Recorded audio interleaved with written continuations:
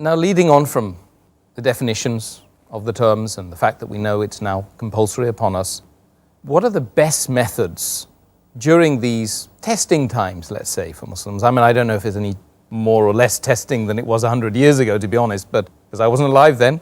But I think that we need to know during this particular time, with these particular attacks on Islam that you see prevalent in the media, what are the best methods that we can utilize in order to give da'wah to non-Muslims?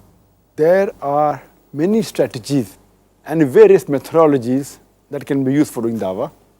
Some are less effective while the others are more effective. The most common method used is that whenever a Muslim meets a non-Muslim, he speaks 100 good things about Islam. Even if the non-Muslim agrees with the 100 points that have been mentioned to him regarding Islam, yet he will have a few negative points at the back of his mind. He will say, you are the same Muslim who is a fundamentalist. You're the same Muslim who is a terrorist. You are the same Muslim who marries more than one woman. You are the people who subjugate the women by keeping her behind the veil. These few negative points at the back of his mind will prevent him from accepting the beauty of Islam. That's the reason, whenever I meet a non-Muslim, I ask him up front, ask him the first question. What do you feel is wrong with Islam? With your limited knowledge, whether right or wrong, what do you feel is wrong with Islam? And I make him comfortable. He can criticize Islam, he can attack Islam, he can criticize the Quran, and I make him comfortable that he can ask any question. What does he feel is wrong with the religion of Islam? And after I make him comfortable, he poses about 4 or 5 questions.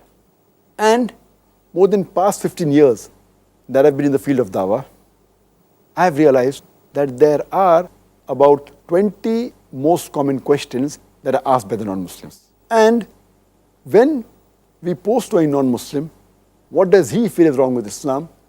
He asks 4 or 5 questions, and invariably it falls amongst these 20 most common questions.